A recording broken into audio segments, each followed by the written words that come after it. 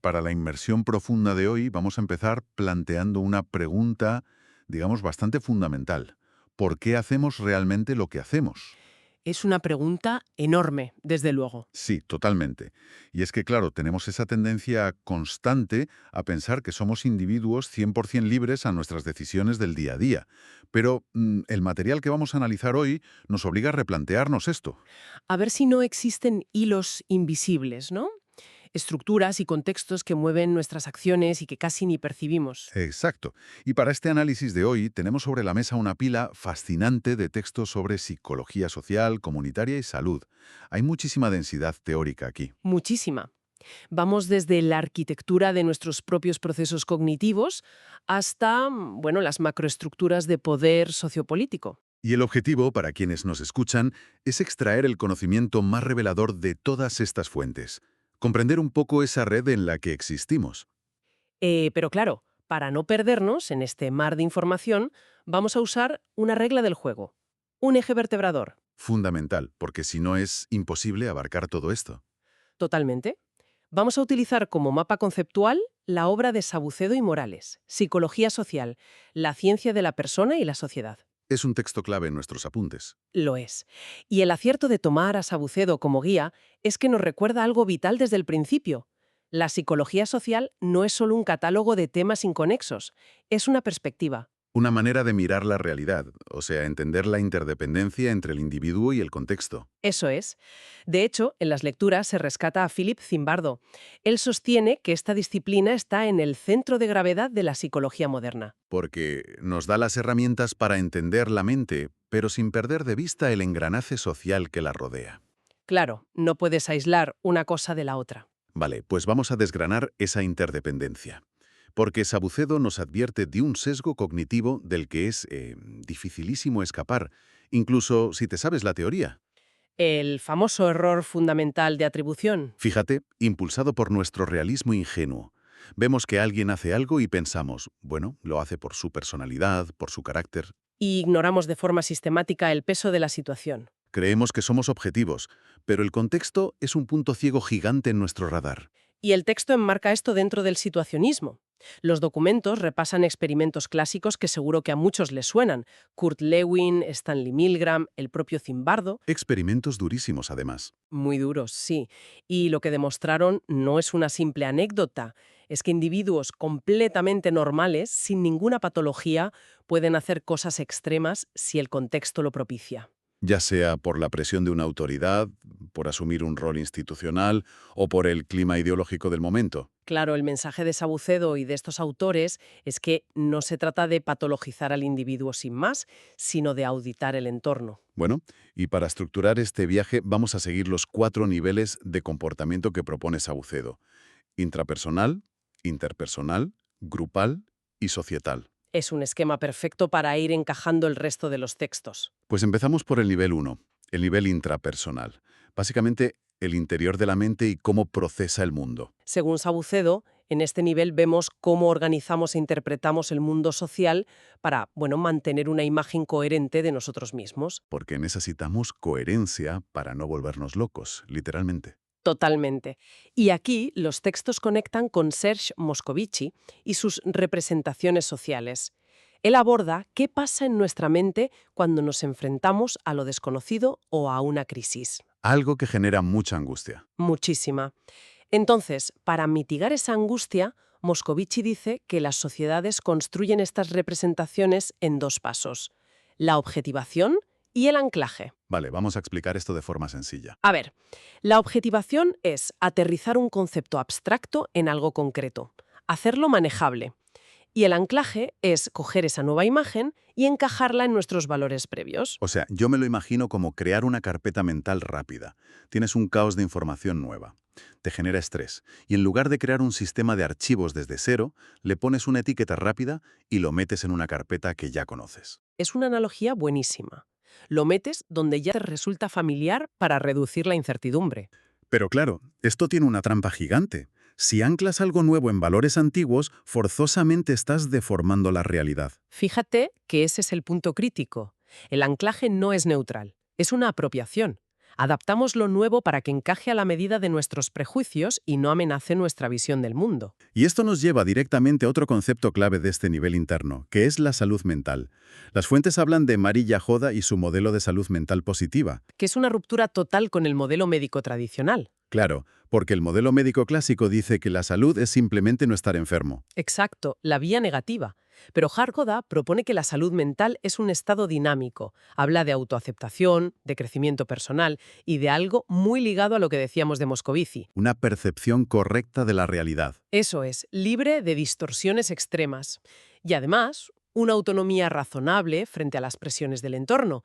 Hablamos de un sujeto con agencia, no de alguien que solo sobrevive. Y claro, si hablamos de dominar el entorno y tener agencia, tenemos que pasar al nivel 2 de Sabucedo, el nivel interpersonal. La interacción pura y dura. Sabucedo explica cómo interactuamos con otros, las primeras impresiones, las expectativas que generan profecías autocumplidas. Y aquí entra una figura clave en nuestros apuntes, Enrique Pichón Rivière.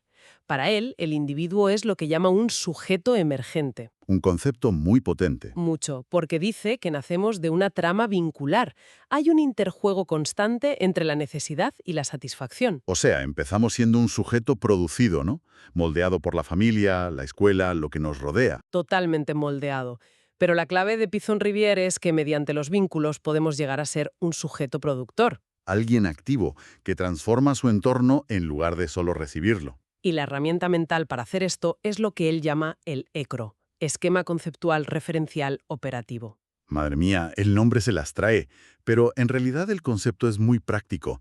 Es como nuestra mochila de herramientas. Exactamente. Es el entramado de conocimientos, de experiencias vividas y de afectos con el que operamos en la realidad. Con ese ECRO desciframos el mundo y nos relacionamos. Y me parece fascinante cómo los textos llevan este nivel interpersonal al ámbito de la salud. Sí, cuando los apuntes abordan las prácticas en salud, hablan de la humanización y del acogimiento. Define el trabajo en salud como un trabajo vivo en acto. Un trabajo vivo en acto exacto. Es el momento en el que el ECRO del profesional choca o interactúa con el ECRO del paciente. Y ahí es donde el material hace una distinción muy interesante entre tecnologías. Claro, cuando pensamos en tecnología sanitaria pensamos en las tecnologías duras, máquinas, escáneres, medicamentos. O en las blandas duras, que serían los protocolos y la epidemiología. Pero los textos ponen el foco en las tecnologías blandas. Estas son puramente relacionales. La escucha, la empatía, la construcción del vínculo. Eso es. Y a menudo son las más difíciles de aplicar, porque rompen las jerarquías del modelo médico tradicional. Obligan a ver al paciente no como un receptor pasivo de un diagnóstico, sino como un participante. El texto habla de crear redes rizomáticas. Redes horizontales, sin una jerarquía de arriba hacia abajo, donde el cuidado se construye colectivamente entre profesionales, pacientes y familias. Lo cual nos sirve de puente perfecto para el nivel 3 de Sabucedo, el nivel grupal. Pasamos de la interacción uno a uno a la identidad y la pertenencia a una comunidad. Sabucedo nos recuerda que pertenecer a un grupo influye radicalmente en nuestra identidad social, nuestras normas y los roles que asumimos. El grupo nos da distintividad, respeto y supervivencia. Y para ilustrar esto de los roles tenemos el texto de Amalio Blanco, 5 máscaras para un solo rostro. Una metáfora visual buenísima. No significa que seamos falsos, sino que adoptamos diferentes tradiciones o máscaras para adaptarnos a distintos contextos. Menciona la máscara grupal, la individualista, la institucional, la lewiniana y la histórico-dialéctica. Básicamente cambiamos el chip dependiendo de si estamos operando bajo las normas del grupo, nuestras pulsiones internas o las presiones del trabajo. Y hablando de operar en grupo, en esta sección las fuentes introducen a Maritza Montero y la psicología comunitaria. Un enfoque absolutamente transformador. Montero da un vuelco al modelo tradicional. Frente a ese modelo donde un técnico externo llega y diagnostica de arriba hacia abajo, ella propone una acción comunitaria de abajo hacia arriba. Inspirada además en la filosofía de la liberación, Montero promueve un poder simétrico. No se trata de dominación, sino de participación igualitaria. Lo que ella llama agencia compartida. Y la metodología estrella aquí es la IAP, la investigación acción participativa. Donde la comunidad ya no es el objeto de estudio pasivo de unos investigadores externos. Claro, la comunidad se convierte en investigadora de su propia realidad. Se reconoce que la gente ya tiene una historia, tiene recursos, sabe lo que le pasa. Y al hacerlos partícipes generas un sentido de pertenencia y de vecindad brutal. Generas apoyo y inclusión real. Pero claro, estas comunidades no flotan en el vacío. Y aquí llegamos al nivel 4 de Sabucedo, el nivel societal. La capa más macro. Las estructuras, las leyes, las tradiciones y las relaciones de poder que envuelven todo lo que hemos hablado. Y para analizar esto, los textos nos traen a Ana Quiroga, con su crítica de la vida cotidiana. Quiroga nos alerta sobre cómo naturalizamos nuestra vida. O sea, el trabajo, la familia, el tiempo libre, asumimos que la forma en que vivimos es la única posible. Nos levantamos, fichamos en la oficina, consumimos ocio de una manera concreta y nos parece que eso es casi una ley de la naturaleza. Y Quiroga dice, un momento, vamos a desocultar lo naturalizado. Hay que preguntarse por qué hacemos lo que hacemos y entender que nuestras rutinas están dictadas por relaciones sociales dominantes. Es como pedirnos que leamos el código fuente de nuestra sociedad. Y si hablamos de cómo se escribe ese código desde arriba, los apuntes introducen a Michel Foucault. Un análisis estructural muy profundo con los conceptos de biopolítica y biopoder.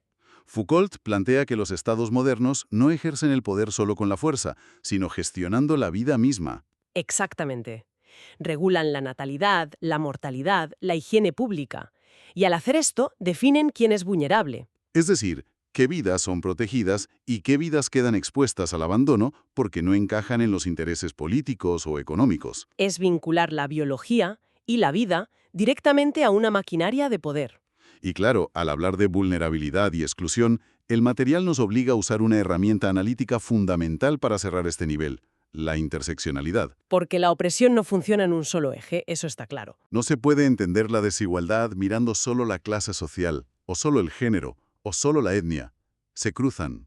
Los textos nos dan un ejemplo muy concreto de esto. Analizan las fuentes sobre las mujeres lesbianas feministas en Europa durante los movimientos de igualdad. Un ejemplo clarísimo de esta intersección. Tuvieron que luchar contra las estructuras de la sociedad general, por supuesto, pero a la vez tuvieron que pelear para no ser invisibilizadas dentro de su propio movimiento. Porque la agenda a veces priorizaba solo la experiencia de un grupo concreto, dejando a otras en los márgenes de su propia lucha. Y ahí ves cómo una estructura societal macro puede permear hasta el funcionamiento de un grupo, alterando las interacciones y afectando la salud mental de esas personas. Volvemos al punto cero de Sabucedo, la interdependencia entre individuo y contexto. Todo está conectado. Es un círculo perfecto. Pues, a modo de síntesis de este viaje que hemos hecho hoy, usando a Sabucedo de guía, hemos ido desde el interior de la mente, con sus representaciones, pasando por los vínculos, la comunidad, hasta llegar a las grandes estructuras de poder y la biopolítica. Y el valor de entender todo esto para la audiencia es incalculable. Permite cuestionar el entorno cotidiano, mejorar la calidad de nuestros vínculos aplicando esas tecnologías blandas y darnos cuenta de que la realidad social es construida. Y si es construida, es transformable. Exactamente. Yo me quedo con una reflexión de Pichon Rivière que los textos subrayan mucho. La verdadera salud mental no es una aceptación pasiva de la realidad, es una adaptación activa. O sea, aprender de la realidad para transformarla, no simplemente resignarse a ella. Ejercer esa agencia de la que hablábamos es un cierre brillante. Y basándome en todo este material, me gustaría dejar un pensamiento final en el aire para quienes nos escuchan. Si gran parte de lo que consideramos nuestra personalidad o nuestro sentido común es en realidad un reflejo del contexto social y de las representaciones que otros han construido para nosotros, Es una posibilidad inquietante, claro. pues la próxima vez que sintamos un rechazo profundo o un miedo instintivo hacia algo nuevo o diferente, valdría la pena detenerse un segundo y preguntarse, ¿ese miedo es realmente propio? ¿O es un simple anclaje de la sociedad hablando a través de nuestra mente? Una pregunta para llevarse a casa y darle muchas vueltas. Sin duda. Con esta idea cerramos la inmersión profunda de hoy. Muchas gracias por acompañarnos en este análisis. Un saludo y hasta la próxima.